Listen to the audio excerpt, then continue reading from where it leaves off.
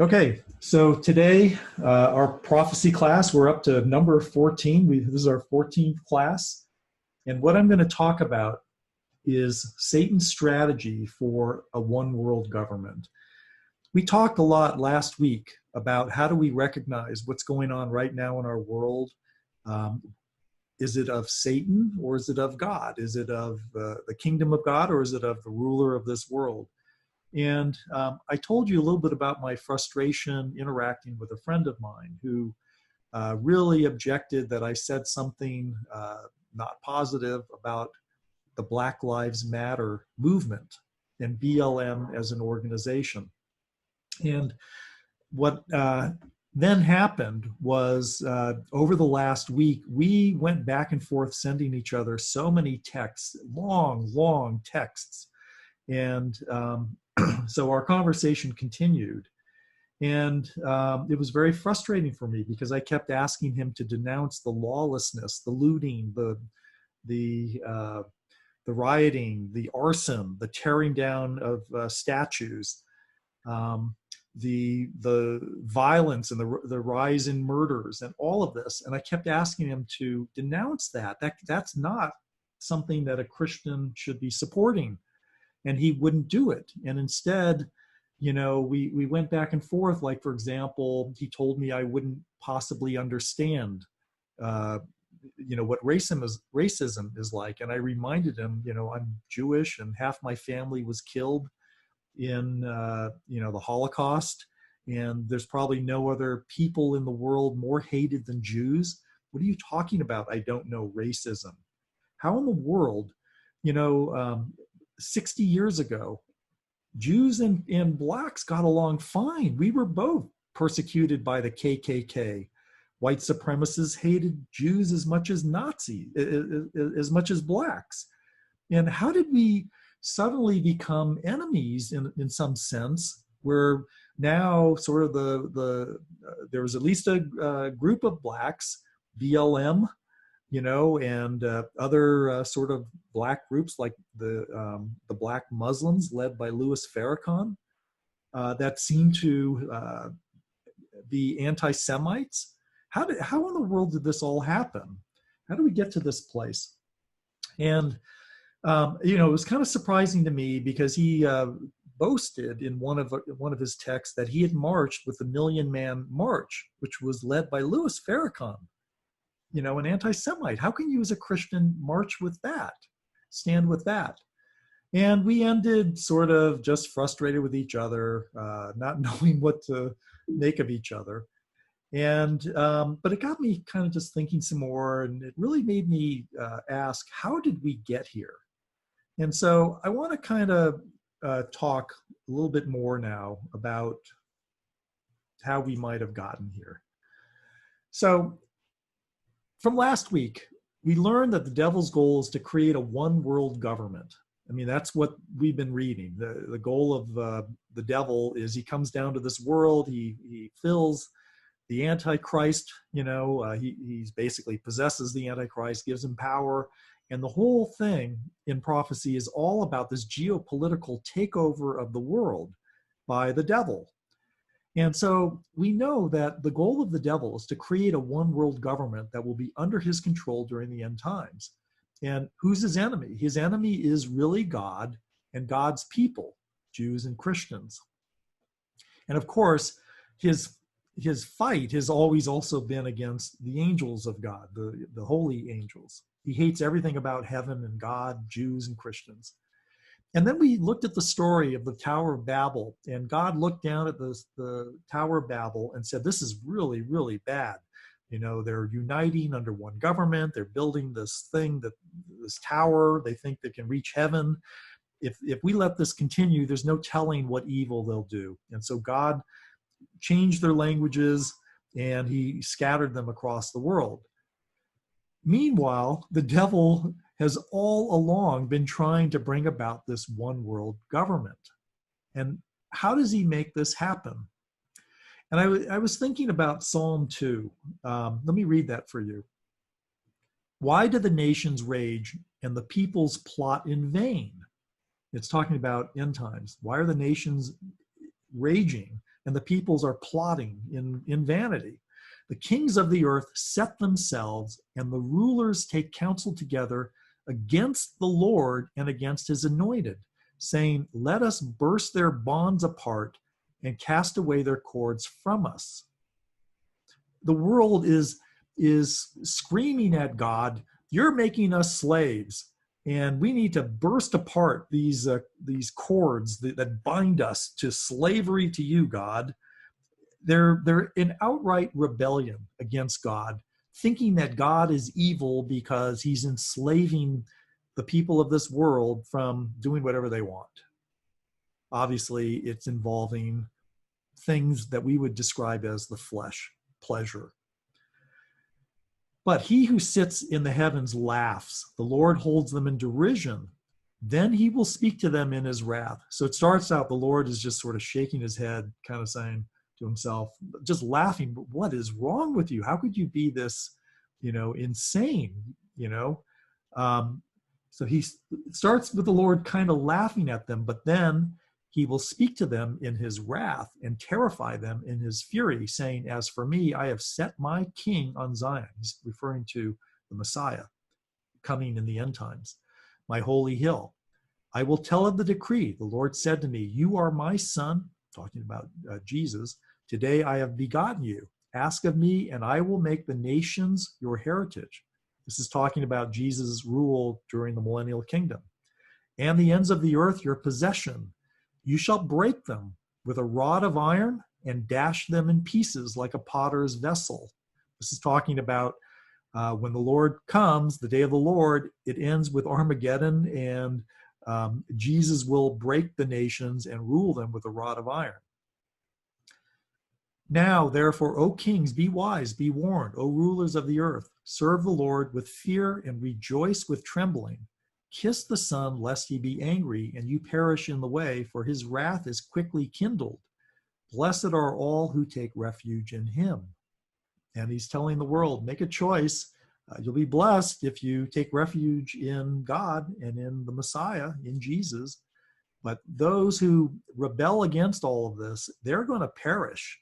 They're going to be broken, at the Battle of Armageddon. It's not good for those who rebel against God.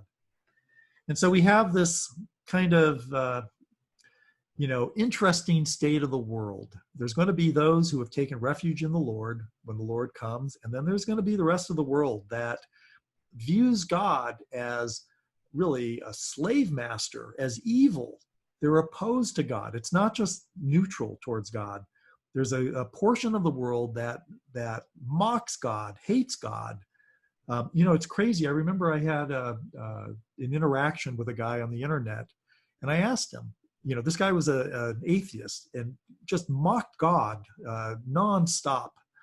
And I said to him, what would you do if Jesus returned and said it was really me, the Bible was true?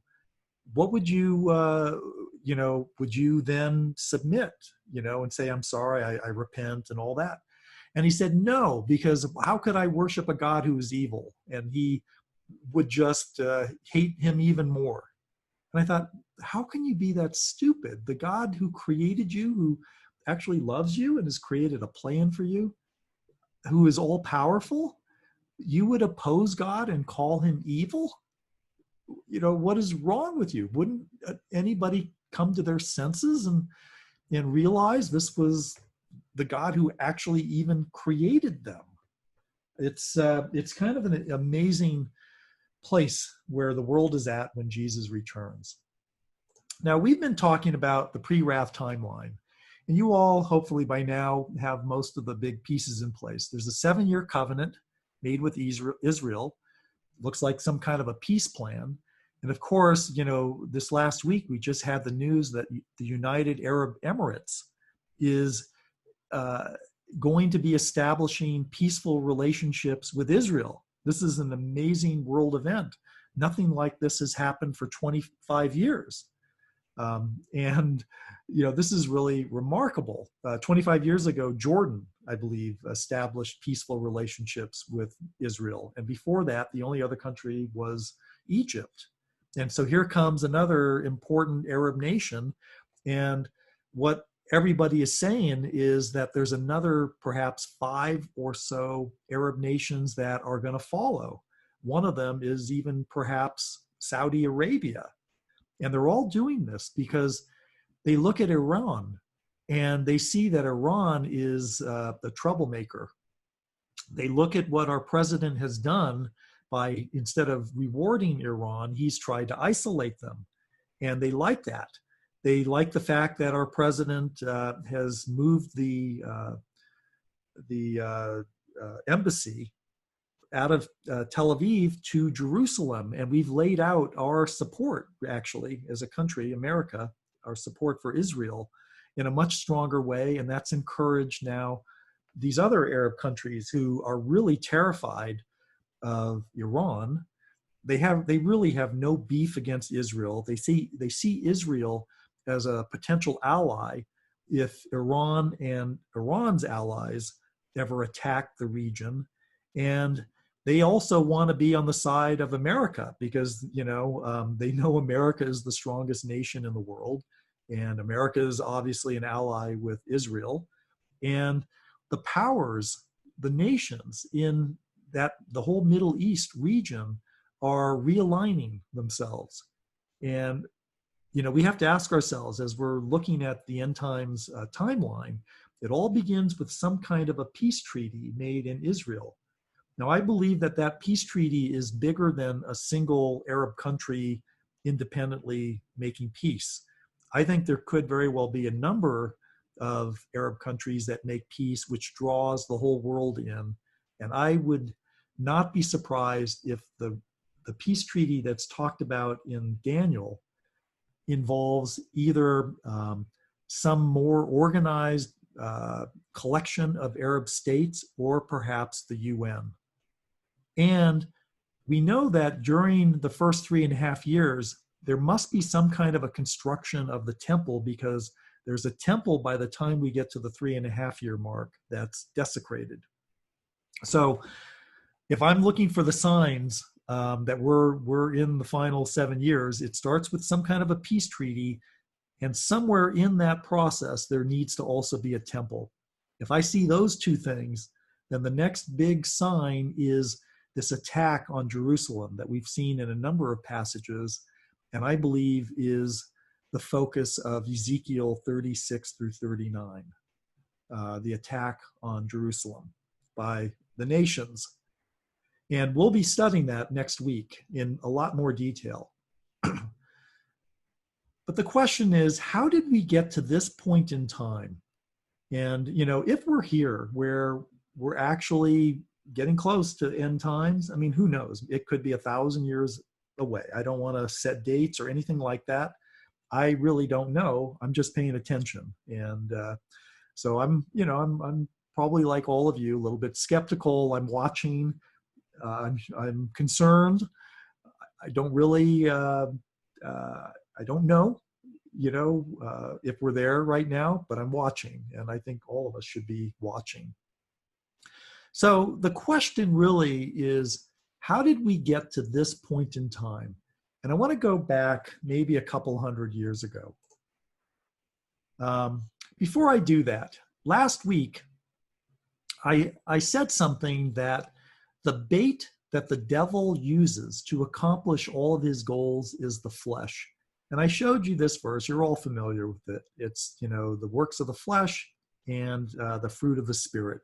We like to read about the fruit of the Spirit: love, joy, peace, patience, kindness, goodness, faithfulness, gentleness, self-control. Against these things there's no law. And these would be the characteristics of a Spirit-filled Christian. This is the way we should behave.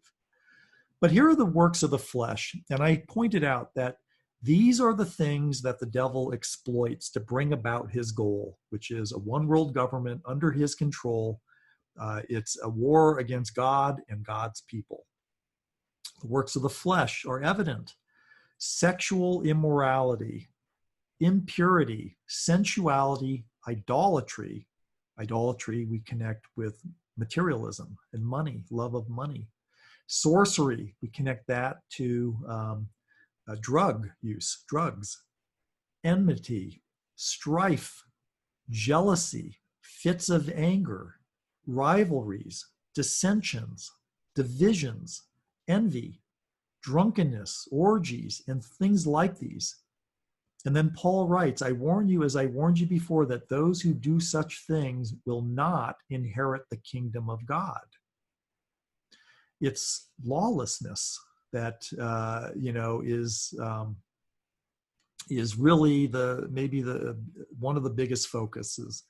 Lawlessness, we could interpret it as a loss of all morality. There's no moral constraints really holding back people that are, doing the works of the flesh.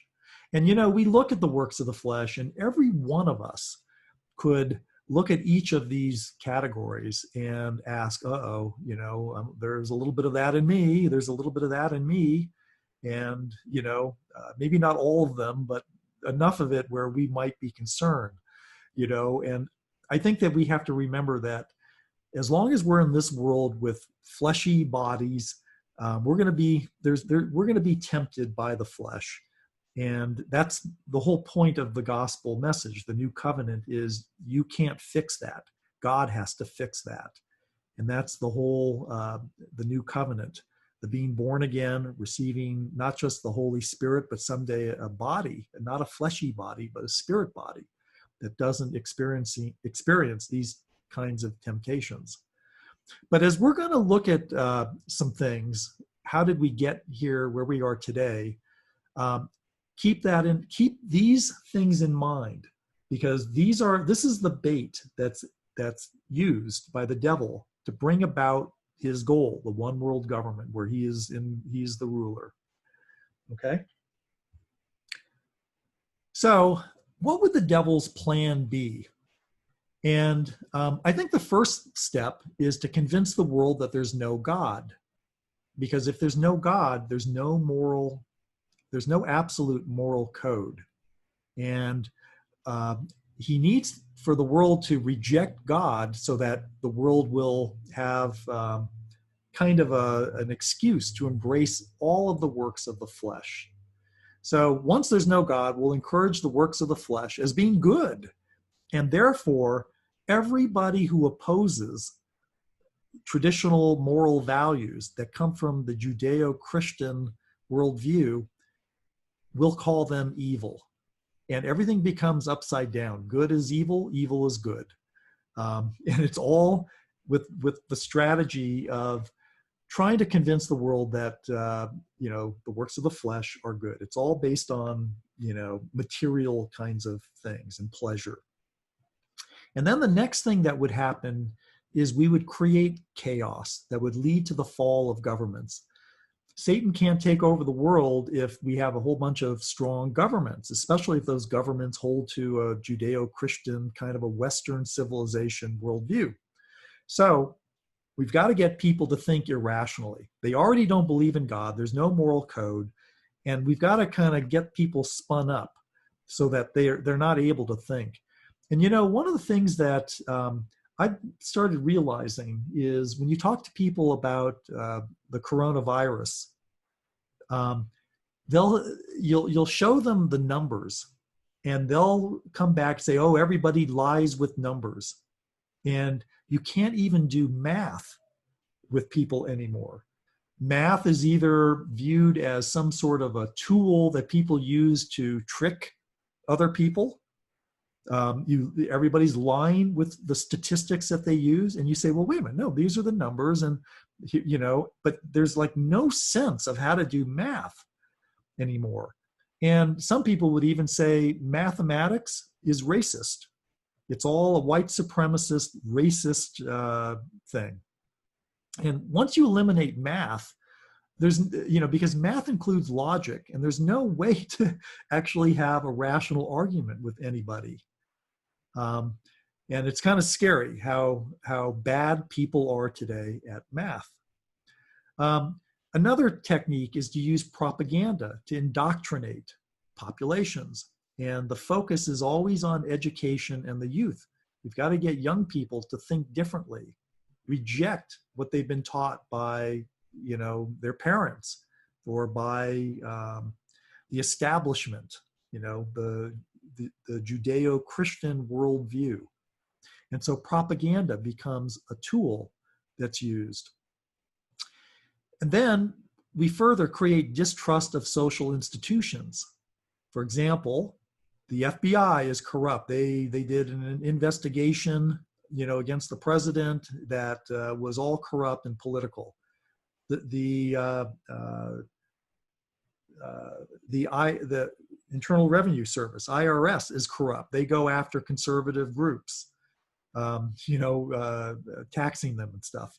And we, one after another, are the institutions that we want to trust: the CIA, the Justice Department, the police departments, our politicians, and the World Health Organization, which maybe they are corrupt, but the Center for Disease Control, the CDC, we can't trust them either. And we create this attitude of distrust. And another thing that happens is we need to destroy our history. So if America, for example, is to fall, we need to make everybody believe that our founders were all a bunch of racists, they were all evil, everything about them was bad, and we need to tear down their statues, rip up the Constitution, burn even our historical documents, but even Bibles. And we're seeing Bibles, of all things, Bibles are being burnt. There was a video showing BLM protesters burning Bibles and using the burnt Bibles to burn American flags, an American flag. And it's gotten to the point where they were trying to deface and tear down statues of Lincoln, of Ulysses S. Grant, who was an abolitionist, who was the general who led the Union armies, to defeat the Confederacy. And that was the whole thing of setting, Black people free. Why are you burning down or tearing down those statues? And, you even have great historical figures who were Black, like Frederick Douglass. His statues being torn down. What are they doing? And it's because they need to Satan needs to destroy the history of a country, because we can't have heroes. We can't have traditional heroes. Everything has to be torn down because the people need to believe their country is an evil country that needs to be destroyed. So Satan tries to do that. He also uses fear to suppress speech. So everybody's afraid to speak up. If I speak up, I might lose my business. I might lose my job.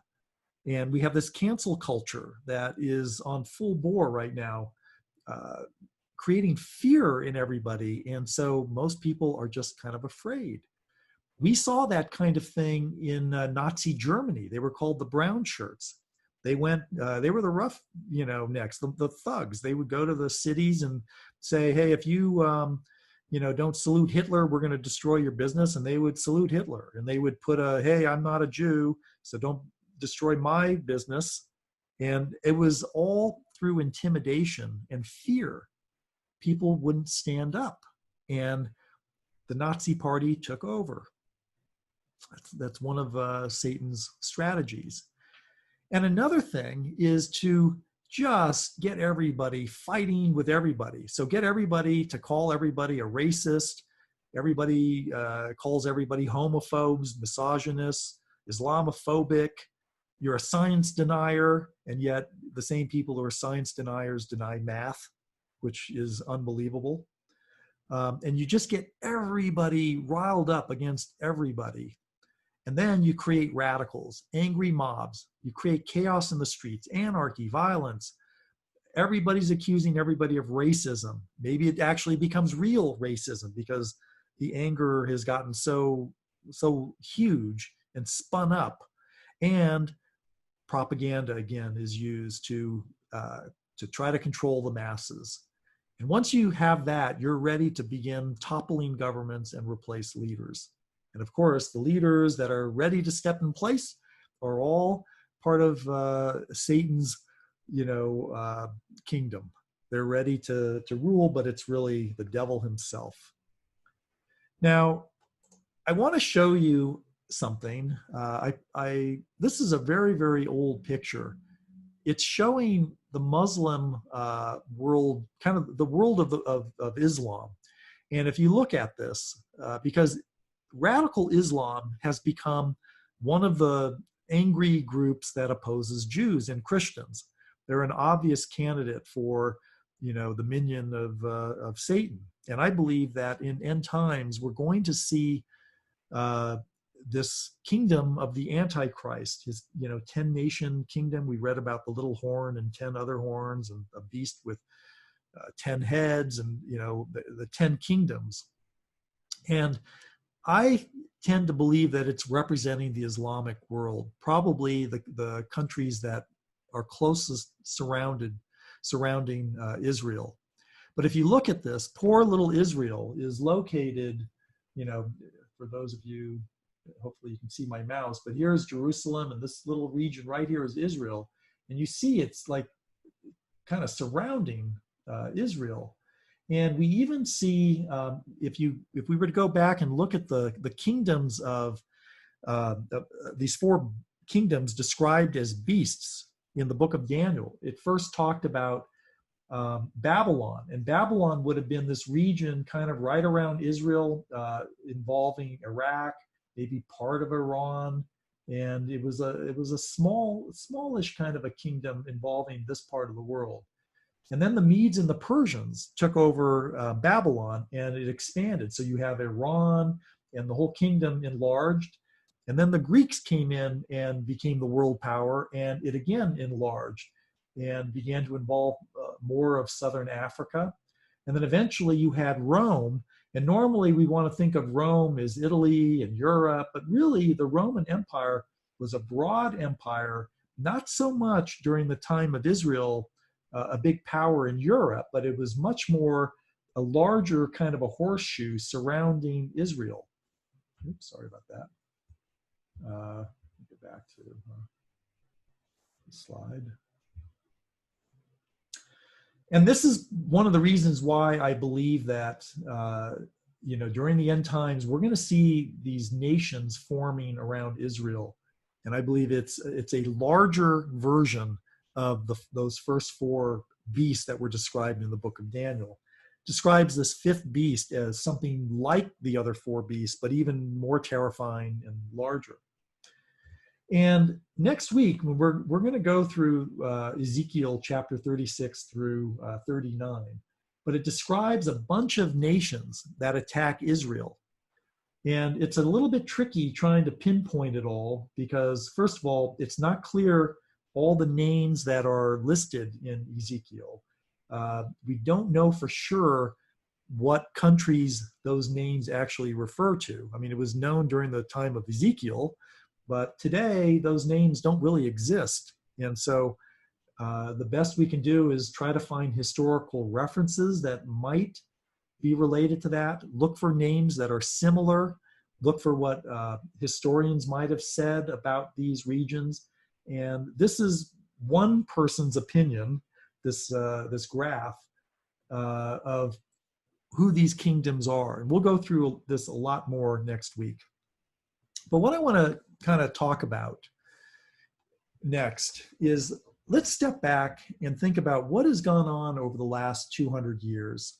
How did we get to where we're at? And you remember, if we go back into our set of things, we said that the first thing is to try to convince the world that there is no God. Well, there was a man a couple hundred years ago that was born. His name was Darwin. And, he was, Darwin was born in 1809, died in 1882, and put together his work on the origins of the species in 1859. And Darwin came up with a theory that said, to explain human life, you don't need to actually have a God who created mankind. It could have all happened by natural forces. And he explained that that life evolves, and that we came from apes, and obviously we're a lot more intelligent than apes, and that the reason why we're so intelligent is that we've evolved.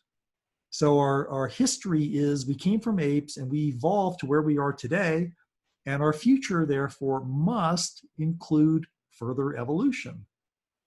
And people embraced that for several reasons. One is it basically said you don't have to believe in God, so you can do anything you want. There's no moral code. And it gave us, and you remember when I read how the people on the earth are shaking their fist at God, saying you made us a slave, and somehow thinking that God is evil, not letting us here on the earth have our fun because of the moral code. And now the world had an excuse to say, oh, there is no God. And if the purpose of mankind is to evolve, how would we evolve mankind? And the answer became very simple. It was through genes. We evolved mankind by improving the gene pool. And you began to have the world of eugenics form. Eugenics is really, it's a scary, evil way to think about things. It basically starts with, again, we're an animal. We want to evolve the human race. That sounds like a good thing, to evolve the human race. How do we do it? We improve the gene pool. What could we do to improve the gene pool? Well, here's a strategy. Let's kill everybody that we deem to have inferior genes. And then you have genocide. And it's a nice excuse to kill all the Jews, to kill any other group of people that you don't like, because you can now deem them as inferior. And it's kind of scary. Out of the eugenics movement came things like Planned Parenthood, created by Margaret Sanger. She was a racist. She wanted to clean the gene pool by killing black babies. There's another strategy. Let's abort all of the babies, unborn babies, of people that we don't like their genes. Here's another strategy. Let's force people to be sterilized. So, okay, let them live, but they don't get to have children. We'll clean the gene pool by sterilizing people with genes that we want to eliminate. Here's another strategy, very racist kind of a strategy. Let's take people with the genes that we don't like and let's put them somewhere, get them out of our country. Okay? And this is the mentality of today's modern racists, white supremacists. If you don't love our country, leave it. But they're, happy to peacefully transport all of the blacks out of America to their own country back in Africa. That's the mindset of many of today's racists. And they would claim they wish no harm against black people. They just don't want them living near them. This whole eugenics concept, how do we, evolve mankind, is very, very evil. We talked about this last week. God created us. He values every one of us. We are told to view each other in the same way that Christ would view us. If Christ values each one of us, shouldn't we value each other? And doesn't our value really come from God, not from mankind? But if you don't believe in God, your value is basically your impact in society as an animal. And if the purpose is to evolve the gene pool of mankind, that's how mankind will improve, then eugenics makes perfect sense to many people. And I want to play for you a video that should terrify you. So let me change the screens. I'm going to stop screen share, and I'm going to stop my PowerPoint, and I'm going to put onto this screen. Let me move this out of the way. It's going to be kind of small, but I want to play for you this video. So I'm going to share screen again, and we'll play this little video. Make sure I'm doing it right. And hopefully the sound will be good. All right. And I'll make this bigger. So this is George Bernard Shaw. It's kind of a thing on him, and the whole progressive movement, which the progressive movement had bought into this whole idea of eugenics. And just watch this and see what you think about this. This was a world-famous playwright, a novelist, well-respected, kind of a philosopher, leader of the progressive movement. And just part of the left went to Hitler, at least in France. Part of the socialists went to became advocates of Hitler. The popular British playwright Bernard Shaw supported Hitler in the mass media. The left supported Hitler not because he deceived them. They knew Hitler would kill. He said he would. In fact, it was why they supported him. You must all know half a dozen people at least who are no use in this world, who are more trouble than they are worth. Just put them there and say, sir or madam, now will you be kind enough to justify your existence? If you can't justify your existence, if you're not pulling your weight in the social vote, if you're not producing as much as you consume, or perhaps a little more, then clearly we cannot use the big organization of our society for the purpose of keeping you alive, because your life does not benefit us and it can't be of very much use to yourself. Bernard Shaw believed in mass killing by category, not usually by racial category, but by category, you know, the idle, the unfit. Killing off the parasites within society was what Marxian socialism was about. It demanded in a London newspaper that the scientists should devise a humane gas. I appeal to the chemists to discover a humane gas that will kill instantly and painlessly. Deadly by all means, but humane, not cruel.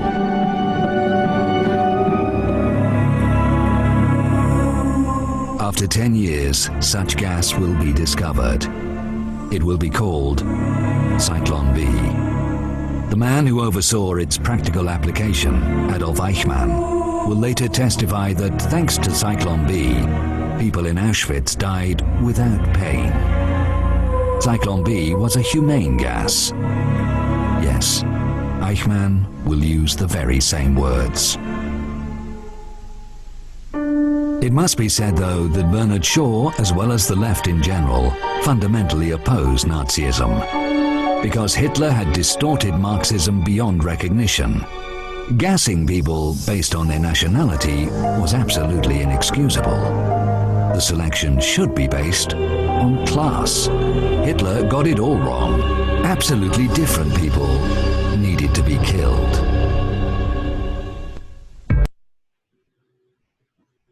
Whew. pretty unbelievable. That when I watch that just kind of freaks me out a little bit.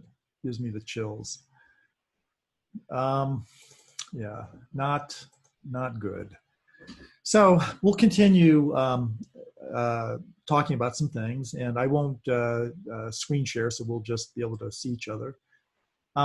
So we see that this progressive movement that, you know, embraced Darwinism, saw the purpose of mankind as, you know, we're just animals and we need to evolve, and the way to evolve is to kill the, you know, to eliminate bad genes from all of us. And that led to racism and Nazism. Of course, the Nazis said it was the Jews who had the bad race, and used that excuse to kill all the Jews that he could.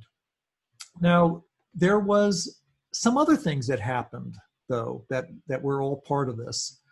Right around the same time as Darwin came Karl Marx. And Karl Marx built on this idea that man is essentially an animal, and began laying out a foundation for the psychology of man. And he focused a lot on sexual types of things. It was all about, you know, pleasure and how to understand man, but from the standpoint of as an animal.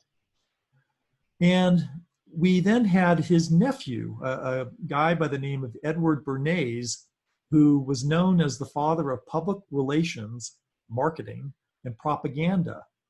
And Edward Bernays, what made him really interesting, he was a master at like marketing things. I believe it was Edward Bernays who convinced women to start smoking cigarettes so they could be just like men, and of course allowed cigarette companies to double their market. I think he was the guy that convinced America that they should have bacon and eggs in the morning, that's what a healthy breakfast is all about. And that was to promote, the farmers, to make money for them. But he began to realize that you could use the same marketing techniques to help governments get people to think the way they wanted them to think.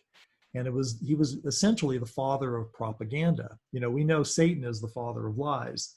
And, this whole idea that you could manipulate populations through marketing kinds of techniques, that's what Bernays did. And of course, the Nazis learned from all of that. And that's where Goebbels came along as the propaganda guy, and convincing the Germans to hate Jews and to, do all the things that the Nazis did. Of course, we see propaganda now in all the Marxist countries. We see it in the Chinese Communist Party in China. And we saw it, of course, in the Soviet Union. It was all about propaganda to keep the people in line. So you have to tell them lies. We look at what's going on in America and we see we don't trust our news. There's just so much misleading information, and it all seems to be to transform our way of thinking to be in line with things that line up basically with the devil's plans. And it's kind of a scary thought. Now, there are some other things that came along. Of course, Marx came along, and he laid out a strategy called critical theory. And some people would call it critical race theory. But it's this whole idea that you can create division within a population by looking at people sort of that have and people that have not, and saying there's a problem here because these people are being persecuted, they need to be liberated, and you rile them all up. And the whole point of this whole critical theory that came out of Marx was it's a strategy to topple governments. You get the people to be unhappy with their form of government and rile them up, and you use this to create chaos and topple the governments. That all came out of Marxism. And what do we have today? If you go back and look at all of this, we fought a civil war, started in 1960, ended in 1965, right around there. Maybe I'm off by a year or so. And the whole point was to set black slaves free. We knew that that was an abomination in our country. But racism didn't end after the Civil War. It continued on with the formation of the KKK, Jim Crow laws, segregation, and it was actually this sort of segregation and racism was endorsed by, of course, the progressives who saw the black race as something inferior. They were really the racists of the time. And we went through all kinds of turmoil. And of course, the KKK hated Jews as well. And Jews and blacks, as I said earlier when we first started, were definitely targets of racism. Jews and blacks were friends. We were on the same side, being persecuted by the same racists. But eventually, we saw in the 20th century the Soviet Union forming. It was the first communist revolution. And after that, there were a number of other revolutions. We saw, for example, China fall to become communist, and North Korea. We saw Cuba, Venezuela, Vietnam, and a bunch of other countries. And everywhere they went, it brought about destruction. It brought about persecution of God's people. Bibles were banned. All these things that are so obviously anti-God. And then we had the civil rights movement in the 60s. And that was in some ways a very, very good thing. Everybody kind of today believes that everybody should have civil rights. Shouldn't that be a good thing? But in the 60s, we saw the formation of the Nation of Islam, the Black Muslims. We saw the Black Panthers, and we saw the Weather Underground, and all of these anarchist movements, trying to bring down the United States. And it was always an at least Judeo-Christian worldview. And it's always done through bringing about chaos and dissension. Now, I want to show you one more thing, and then we'll close. I talked about BLM last week, the Black Lives Matter organization. And BLM is actually a corporation. I think you all need to know that. BLM is not this just sort of general idea that Black Lives Matter. We all believe Black Lives Matter. All lives matter. We all want there to be justice. We don't want to see police brutality or injustice. We all want the same things. And so, what is BLM really all about? Well, it's a corporation, and actually the money that goes to BLM is simply funneled to other organizations. They all have the same basic agenda: to tear down the United States, okay? And BLM is actually bigger than just America. It's a global movement. So I went to their website, and I want to read to you what they believe, okay? So you'll see it for yourselves. And you'll see there's a lot of things that you might say, oh, well, I kind of agree with that, okay. But it's all mixed with things that are obviously anti-God. And it sort of begs the question, why would anybody stand with them? So let me bring it up on the screen. And so here it is. This is the Black Lives Matter website. And it's their What We Believe. So let's read what they believe. It says, 4 years ago, what is now known as the Black Lives Matter global network began to organize. You should, by the way, become very leery when you hear about organizations, groups that are social justice groups that are organizing. It started out as a chapter-based, member-led organization whose mission was to build local power and to intervene when violence was inflicted on Black communities by the state and vigilantes. So basically what they're saying is the United States, states are inflicting violence against Black communities, so they have to form to stop that. You could ask yourself, is the United States in some organized, systemic way, inflicting, violence on the Black communities? Maybe a few bad cops, but do we really see systematic today? And vigilantes. These are what I think they would consider to be the white supremacists, the ones who lynch people. Well, of course, the white supremacists back in the heyday of the KKK, they were evil. Okay, so we all acknowledge that, and there was lots of injustice done to Black people in the past, certainly slavery. But today, is this really a major problem? And they go on. In the years since, we've committed to struggling together and to imagining and creating a world free of anti-Blackness, where every Black person has the social, economic, and political power to thrive. Well, don't we all want everybody to thrive? Black people, doesn't really matter what anybody's color is. As a Christian, I want everybody to thrive, but this is focused on Black people only. Black Lives Matter began as a call to action in response to state-sanctioned violence and anti-Black racism.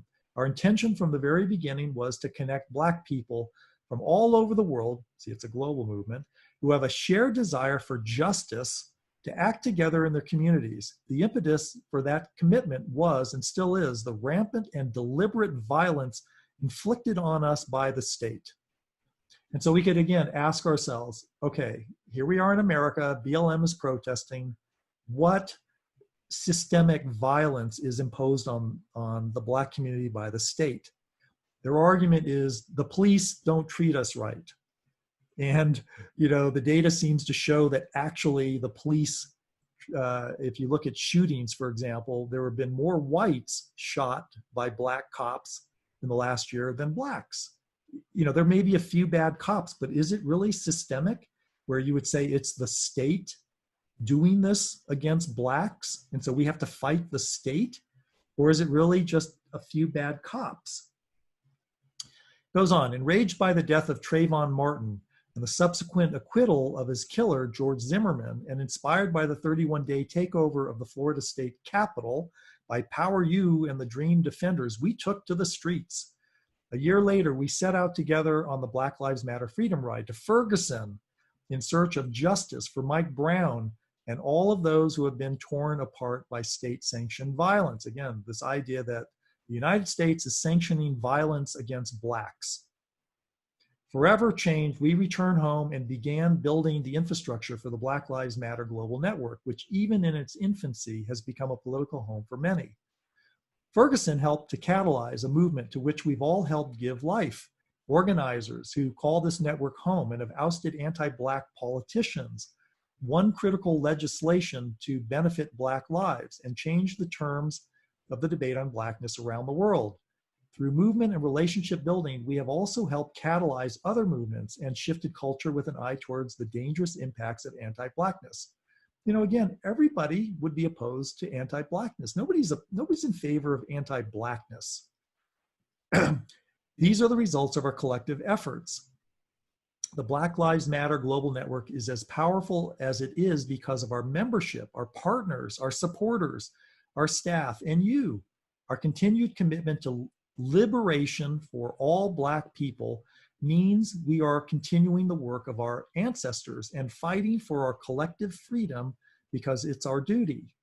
And again, I ask, okay, you need to be liberated from what? Who's enslaved you? We fought a civil war 160 years ago. We won that. Okay, there was a lot of racism. We've had to struggle with the Ku Klux Klan and other, you know, racists and all that. Okay, I understand that. I'm with you. I'll stand with you on that. But when we look at today, what is the big grievance? And when we step back, we realize it's all about material. It's about the distribution of material wealth. It's all a love of money and materialism. And you could argue, okay, if there was some systemic,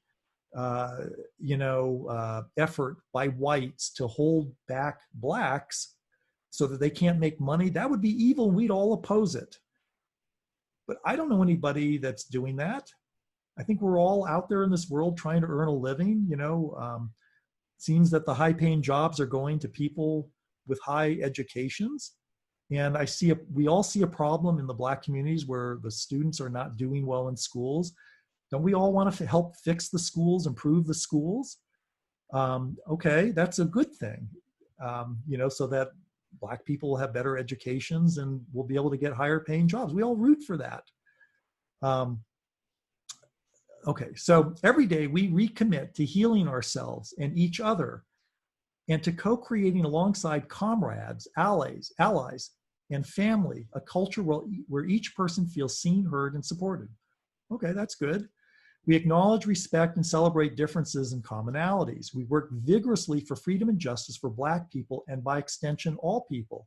All right, I can understand that. You want freedom for Black people because maybe you feel like you don't have that, even though I don't really see where Black people aren't free, and I don't see systemic injustice. What I do see is a lot of crime happening in Black communities. I see a lot of Black schools without discipline, and there's a learning environment that's kind of falling apart for those that really do want to learn. And there's a lot of problems, but is that really white racists creating, the violence in the Black communities and creating the lack of discipline in the schools? That's not, I have no control over that as a white person. That's completely 100% under the control of the black communities. Why are they blaming whites for this? Well, they go on. We intentionally build and nurture a beloved community that is bonded together through a beautiful struggle that is restorative, not depleting. I'm having a hard time understanding how burning down your communities is restorative and not depleting. I don't understand that at all. We are unapologetically black in our positioning. In affirming that Black Lives Matter, we need not qualify our position. You can't argue with them. Their position is Black Lives Matter, and if you disagree, it's your problem. To love and desire freedom and justice for ourselves is a prerequisite for wanting the same for others. All right, so their agenda is to somehow improve the lives of black people. But I'm not seeing the systemic, I don't see the need for liberation. Everybody's free to make their way in the world. I don't see hatred in the white community against blacks. I don't see any of that. I don't know where this is really coming from. And I don't think we felt this until this whole pandemic is kind of, and the whole BLM movement took to the streets and worked everybody up. I see this really as, this is part of the devil's strategy to stir up trouble, create chaos, and bring down governments so that Satan can take control. Because I thought we were all improving and the race relationships were getting better. We all want that. We're all, I think, trying to work for that. Why does it turn into the sudden violence? But it goes on. We see ourselves as part of the global black family, and we are aware of the different ways we are impacted or privileged as black people who exist in different parts of the world. We are guided by the fact that all Black lives matter, regardless of actual or perceived sexual identity. So here we go. You can have any sexual identity now. They're embracing that. Gender identity, gender expression, economic status, ability, disability, religious beliefs or disbeliefs, immigration status or location. Okay, so they're embracing everybody. That's what they're trying to do. We make space for transgender brothers and sisters to participate and lead. Is this really representing the large, at-large black population? I thought blacks were actually the least supportive of the whole, LGBTQ community. How did this get, brought into BLM? We are self-reflexive and do the work required to dismantle cisgender privilege and uplift black trans folk, especially black trans women who continue to be disproportionately impacted by trans antagonistic violence. That's now a big part of BLM, is the whole trans community. We build a space that affirms black women and is free from sexism, misogyny, and environments in which men are centered. So now it's kind of an anti-men. It's a very feminist group. They're bringing in, they want support from feminists. So they've brought that into their movement as well. We practice empathy. Well, that's good.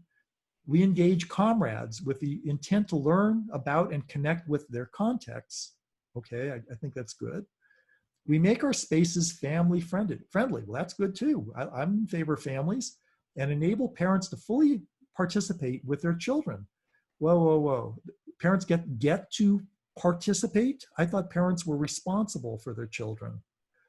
We dismantle the patriarchal practice that requires mothers to work double shifts so that they can mother in private, even as they participate in public justice work.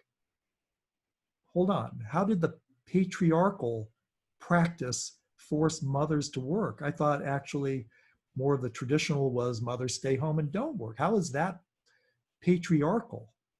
And then it goes on, we disrupt the Western prescribed, by Western, by the way, that means Judeo-Christian, prescribed nuclear family. They want to disrupt the nuclear family structure requirement by supporting each other as extended families and villages. What that really means, and it kind of says it, that collectively care for one another. Destroy the family, let's get everybody hooked up into the collective, especially our children, to the degree that mothers, parents, and children are comfortable. If the children are taken care of as a collective, they can be indoctrinated by collective, groups that indoctrinate them. We foster a queer affirming network. Again, I asked my friend, how can you align yourself with this? This is not biblical. This is the works of the flesh. We foster a queer affirming network. When we gather, we do so with the intention of freeing ourselves from the tight grip of heteronormative thinking, but rather the belief that all in the world are heterosexual unless he or he, I don't know what that is, she, he, or they disclose otherwise. We cultivate an intergenerational and communal network free from ageism. We believe that all people, regardless of age, show up with the capacity to lead and learn. Okay, I'm not opposed to ageism, but okay, that too. We embody and practice justice, liberation, and peace in our engagements with one another. Really? When I see BLM marching in the streets, they seem very angry. They're not at peace. They're violently, threatening all of the communities. A lot of them are looting and burning down buildings and terrorizing the communities. How in the world can a Christian embrace this? And, if there was a problem that blacks were really slaves, needed to really be liberated, I would be with them, at least in terms of the liberation. If I really believed that there was injustice, systemic injustice, then I would be with them. But what we see are a handful of jerks. Maybe there are some racists. Okay, I oppose them. There are some bad cops. I oppose them. But this whole idea that somehow an organization has to be formed because all of the injustices that occur are coming from the state, I don't buy that. I don't think too many people actually buy that. So why do people support BLM? Well, on the surface, it sounds good. Everybody's opposed to, any kind of racism. We all believe Black Lives Matter. Of course they do. And a lot of people are terrified of what happens if you say one word against BLM. You'll lose your job. You may have your store looted or burnt down, and people are afraid to step up.